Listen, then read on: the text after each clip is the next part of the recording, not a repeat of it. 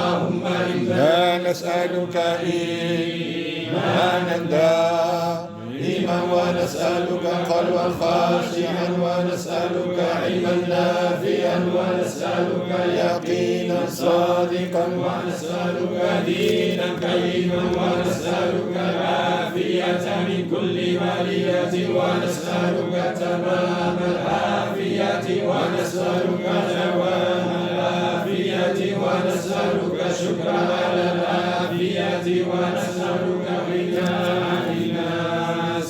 اللهم أحسن عاقبتنا في الأمور كلها وأجرنا من خزي الدنيا وعذاب الآخرة. سبحان ربك رب العزة عما يصفون وسلام على المرسلين والحمد لله رب العالمين. أعوذ بالله من الشيطان الرجيم. بسم الله الرحمن الرحيم. وصلى الله وسلم وبارك على سيدنا ونبينا محمد المصطفى الكريم وعلى آله وأصحابه والتابعين لهم بإحسان إلى يوم الدين وسلم تسليما كثيرا ولا حول ولا قوة إلا بالله العلي العظيم. السلام عليكم ورحمة الله تعالى وبركاته. Hoy voy a hacer un comentario de la última aleya de la Suratul Fath, la sura de la conquista, en la que se alude a la conquista de Meca y a la apertura que eso supuso. Dice lo siguiente: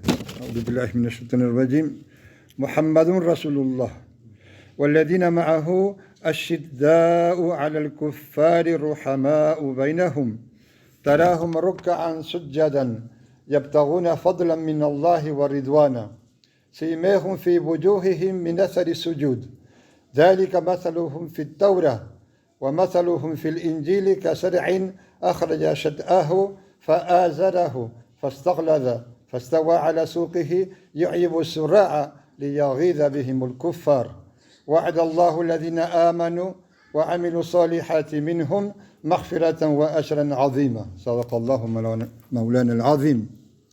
Dice, Muhammad es el mensajero de Allah, sallallahu alaihi wasallam. Y aquellos que están con él son fuertes con los kufar y compasivos entre ellos. Los ves inclinados en rukú, postrados en sujud, buscando favor de Allah y complacencia y aceptación, buscando que Allah esté complacido con ellos. La marca que hay en sus caras, es decir, la marca que hay, la señal que hay en sus caras, y en el sentido físico de la expresión se referiría a la frente, ahora lo explicamos, procede del efecto de la postración, es la marca que deja la postración. Así es como son descritos en la Taurá, esa es su semblanza en la Torá. Y su semblanza en el Injil, en el Evangelio, es como una semilla que echa su brote, su pimpollo, y lo fortalece, cobra grosor y se asienta en su tallo, maravillando a los sembradores, para con ellos así irritar a los kuffar. Allah ha prometido a aquellos que hayan creído y llevado a cabo las acciones de rectitud de entre ellos, les ha prometido un perdón y una enorme recompensa. Bueno, lo primero es, puesto que la primera palabra que aparece es Muhammad, sallallahu alaihi wasallam, decir de dónde viene la palabra Muhammad. La palabra Muhammad viene de la raíz de al-hamd, que traducimos como la alabanza. Al-hamd es la palabra, es la expresión con la que Allah empieza su libro, cuando dice Alhamdulillahi Rabbil Alamin. Muhammad significa el que es reiteradamente, o el que es mucho, o sea, muy y muchas veces alabado. Algunos de sus nombres son también de esa raíz, como Ahmed, que es el que más alaba, Hamid, que es el que alaba, Mahmud, que es el alabado. Entonces, el significado del nombre del mensajero de Allah está íntimamente ligado al significado de la alabanza, que es la palabra con la que Allah, y el significado con el que Allah empieza su libro. Él será el portador del estandarte de la alabanza en el último día. Y la alabanza tiene muchos secretos para nosotros, para los creyentes, porque Alhamdulillah es la expresión de agradecimiento a Allah. Pero vamos a seguir. Muhammad es el mensajero de Allah. Aquellos que están con él son fuertes, son duros con los kufar y compasivos entre ellos. Esto, en el contexto de los sahaba, que es a quien se refiere en primera instancia, tiene que ver con que en su situación la hostilidad de los kufar hacia ellos era una hostilidad física, es decir, estaban intentando acabar con ellos, acabar con el din.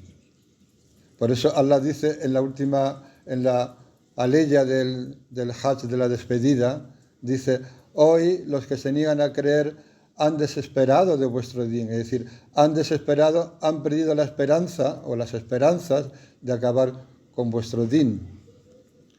Entonces, los sahabas son descritos como fieros con aquellos que les atacaban, con los kufar, y compasivos entre ellos. Eso se parece a otra ley en el Corán, en la que Allah dice, y traduzco la primera parte para no alargarme demasiado: oh vosotros que creéis, aquel de vosotros que se eche atrás, que apostate de su din, Allah traerá a una gente, traerá a una gente a los que amará y ellos lo amarán a él, a los que amará y por los que será amado. Y luego dice: adillatin alal mu'minin, serán humildes con los creyentes, a'izzatin, altivos, poderosos con los kafirin. Yujahiduna fi sabilillah, combatirán en el camino de Allah, wa la yakhafuna lawmata la'im, y no tendrán miedo, no temerán la calumnia del maldecidor.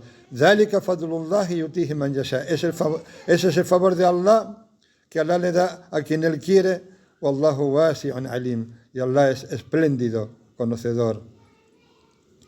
Entonces Allah describe a los compañeros como ashidda'u 'ala al-kufar ruhama'u bainahum. Esta descripción con la que Allah describe a los compañeros también se requiere de nosotros. Pero más que centrarnos en la primera parte que puede llevar a confusión, porque nuestra situación no es la que era en los primeros tiempos del Islam. En el significado sí lo es, en las formas no lo es. El ataque que nosotros recibimos está más en el plano de las ideas, lo cual no le quita peligro ni le quita importancia. Lo que tenemos que ser es conscientes de que estamos en una época en la que tanto la práctica de arriba, de la usura, como de la zina, de la fornicación, están absolutamente extendidas sin ninguna, como nunca han estado antes en la historia de la humanidad. Y ahí tenemos que ser fuertes, ahí tenemos que ser duros y no transigir en ciertas cosas, no renunciar nunca a comprender, a saber qué es la usura, qué significa arriba, que es más amplio, su significado más amplio que el préstamo con interés, que es lo que entendemos por usura, es más amplio. Entender qué es la usura, entender sus ramificaciones y no rendirnos, no abandonar, no pensar que no se puede hacer nada, sino todo lo contrario. Pensar que Allah ha puesto las cosas en nuestras manos y que aquellos que están aparentemente, con permiso de Allah, por cierto, manejando los hilos de la política y de la economía a nivel del mundo, a nivel internacional, son seres humanos como nosotros y no son mejores que nosotros. Ni siquiera tienen más poder que nosotros, aunque nos parezca así, porque todo está basado en una tela de araña. Y Allah dice en el Corán que la tela de araña es la más débil de las casas, si supiéramos. Parece que que no se puede destruir, parece que es algo absolutamente ya establecido, sólido, que no se puede vivir sin ponerlo en tela de juicio, pero no es cierto.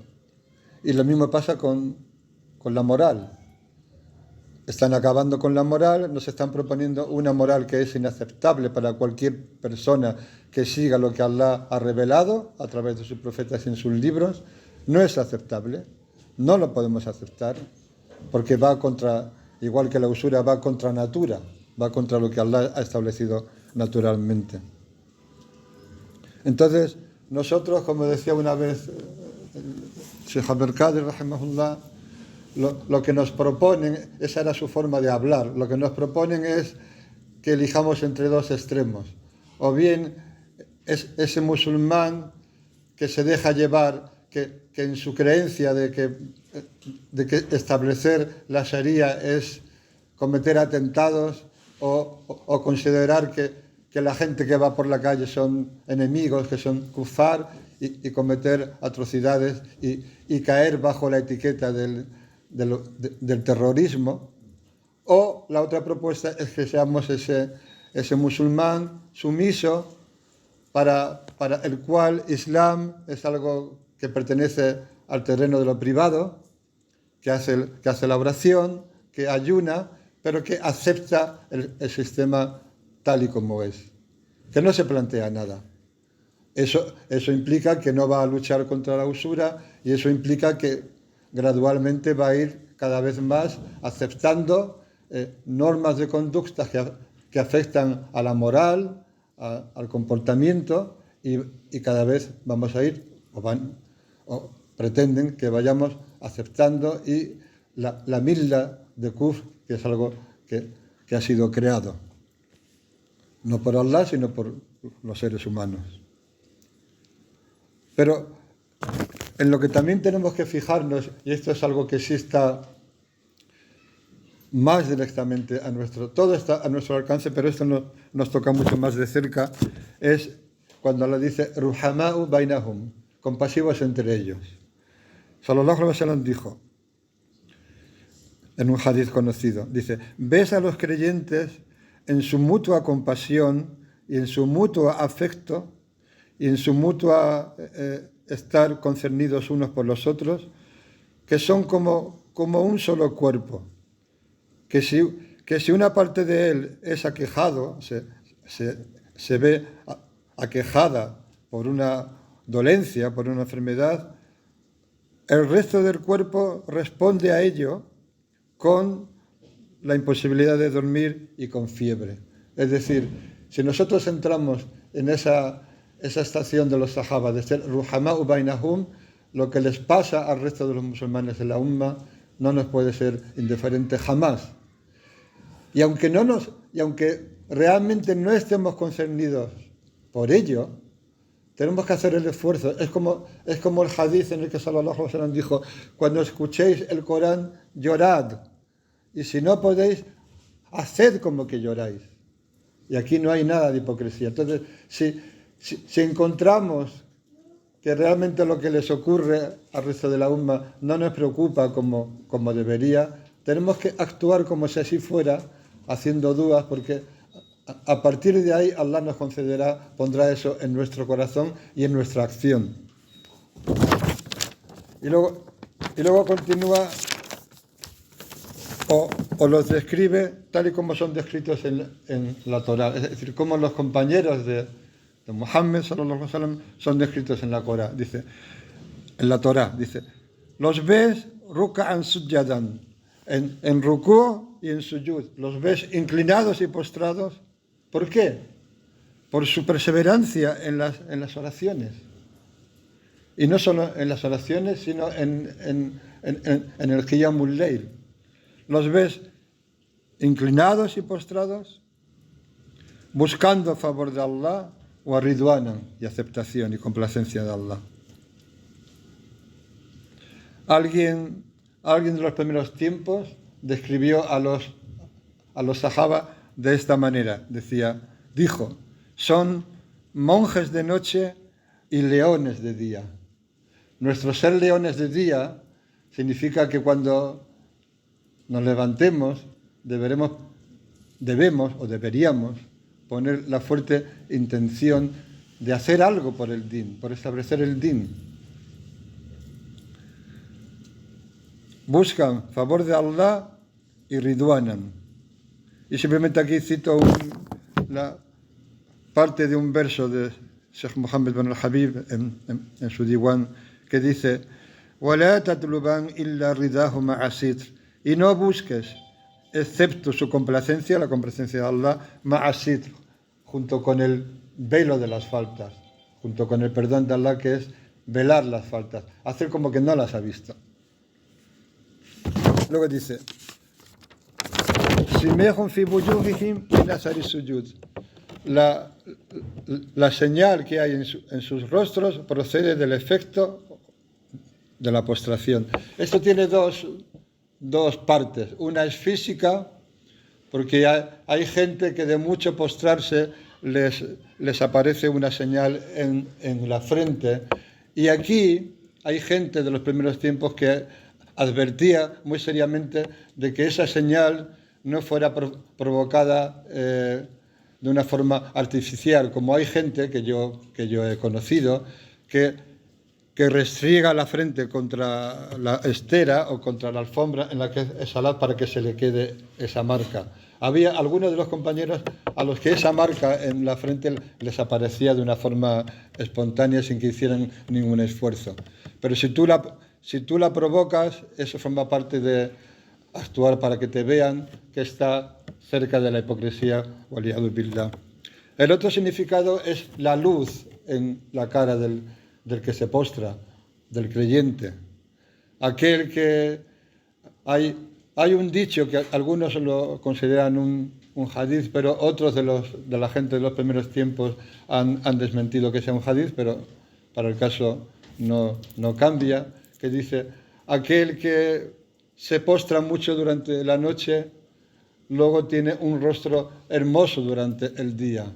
Pero también cabe ahí aquel que en su intención está Allah, aquel que mira, cuyo rostro está dirigido a Allah, como lo que Allah dice en el Corán, dice: pon tu rostro en dirección al din hanif, al din recto.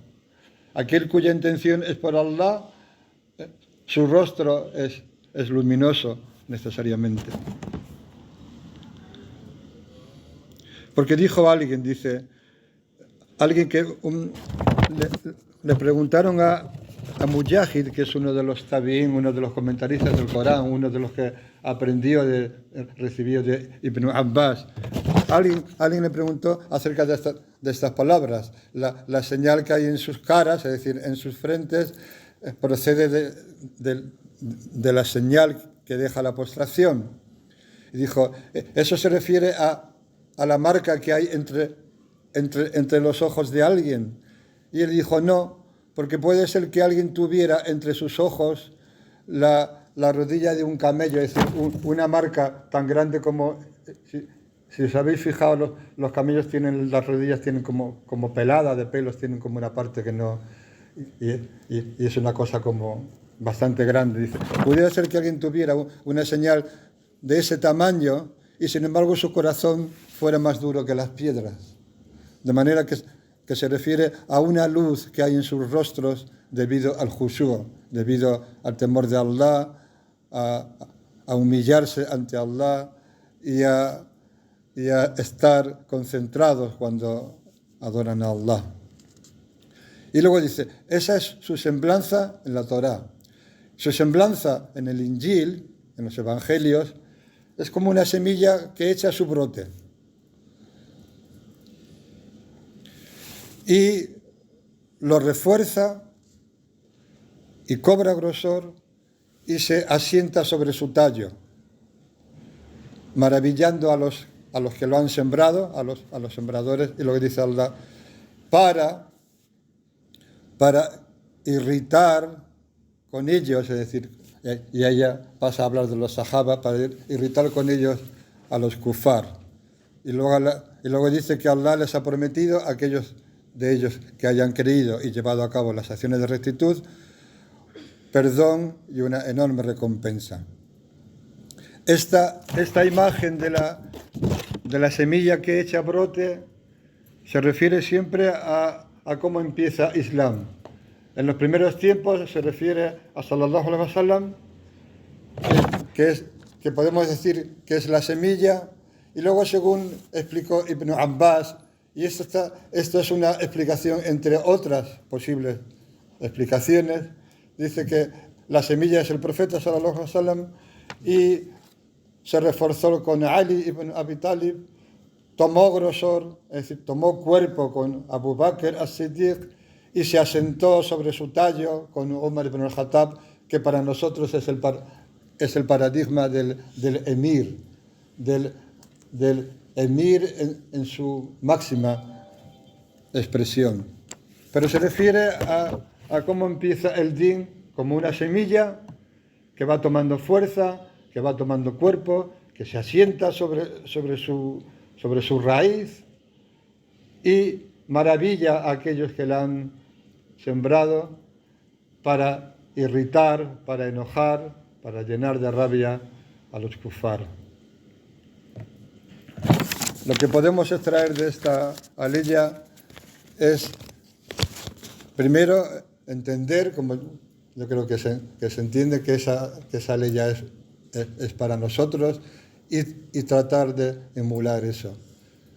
Emular que seamos descritos como los ves en rukú, inclinados y postrados, buscando favor de Allah y aceptación.